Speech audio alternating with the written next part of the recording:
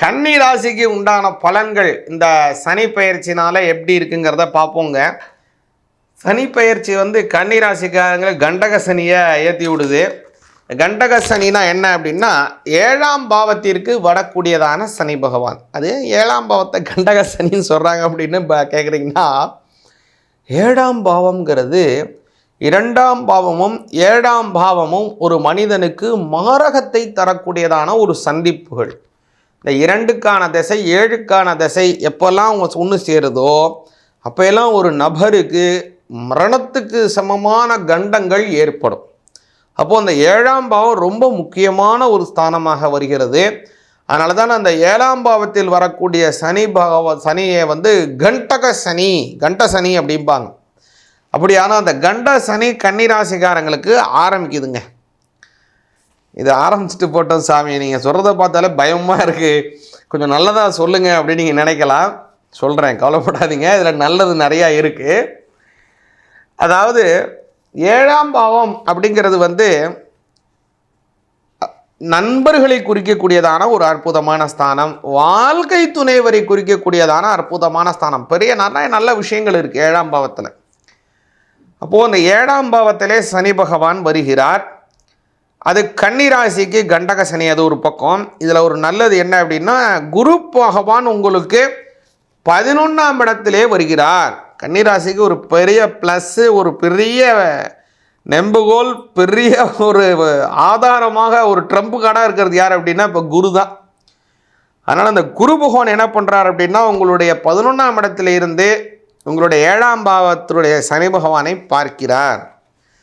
அது பார்க்கறதுனால சனி பகவானுடைய ஓரளவுக்கு அவருடைய பேட் வைபர்ஸ் எல்லாமே அப்படியே வைப் எல்லாமே ரெக்டிஃபை ஆகிடும். குட் வைப் மட்டும்தான் உங்களுக்கு கிடைக்கும், ஒன்றும் கவலையே படாதீங்க. என்ன இதில் ஒரே ஒரு துர்பாக்கியம் அப்படின்னா, அவர் டிரான்ஸ்ஃபர் ஆகி, அதாவது அவர் மார்ச் மாதம் ஆகிறாருன்னா ஒரு மே மாதம்தான் அவர் மாறுறார். ஒரு 2 மாத காலம் கொஞ்சம் கஷ்டம் இருக்குது. அதனால் அந்த 2 மாத காலம் கொஞ்சம் பொறுமையாக இருங்க. கன்னிராசிக்காரங்க ரொம்ப பதஷ்டப்படாமல் இருக்க வேண்டிய காலமாக இருக்கிறது. நிதான செயல்பாடு நீடித்த வெற்றியை உங்களுக்கு உறுதியாக்கும். அதே மாதிரி ஒரு பொருள் முதலீடுகள் செய்கிறது, வீடு வாங்கிறது, அல்லது ஒரு கல்யாணம் பேசி முடிக்கிறது, குடும்பத்திலே யாருக்காவது கல்யாணத்தை செய்து வைப்பது, அல்லது நீங்களே கூட கல்யாணம் செய்வது, மன விருப்பப்படி திருமணத்துக்கு ஏற்பாடு செய்வது, இது மாதிரியான விஷயங்கள்லாம் இருக்குது இல்லைங்களா. கொஞ்சம் போல்டான டிசிஷன் எடுக்கிறதுலாம் இருக்குது இல்லைங்களா. அதெல்லாம் கொஞ்சம் பொறுமையாக இருந்துட்டு ஜூன் மாதத்தில் அந்த முடிவெல்லாம் எடுங்க. இந்த முடிவுக்கு ஒரு 3 மாதம் தள்ளி போட போகிறீங்க, ஒன்றும் பெரிய விஷயம் இல்லை. அந்த 3 மாதம் கழித்து நீங்கள் அதை செய்யணும் பட்சத்தில் அதில் உங்களுக்கு நல்லதான ஒரு புரிவு அதில் ஏற்படும், நல்ல உணர்வுகள் அதில் வெளிப்படுத்துவீங்க. அதனால் நிறைய நல்ல விஷயங்கள் அதன் மூலமாக உங்களுக்கு கிடைக்கும். அதனால தான் நான் அதை திரும்பவும் சொல்கிறேன். அதனால் கன்னிராசிக்காரங்க முக்கிய முடிவுகள் எடுக்கிறதுல கொஞ்சம் பொறுமையாக இருங்க. படப்படன்னு முடிவு எடுக்காமல் நிதானமாக எடுப்பது உங்களுக்கு நல்ல பலனை கொடுக்கும். முக்கியமாக ஒவ்வொரு தடவையும் நீங்கள் பிரயாணம் மேற்கொள்ளும் போதும் விநாயகர் வழிபாடு செய்யுங்க. விநாயகர் வழிபாடு ரொம்ப எளிமைங்க.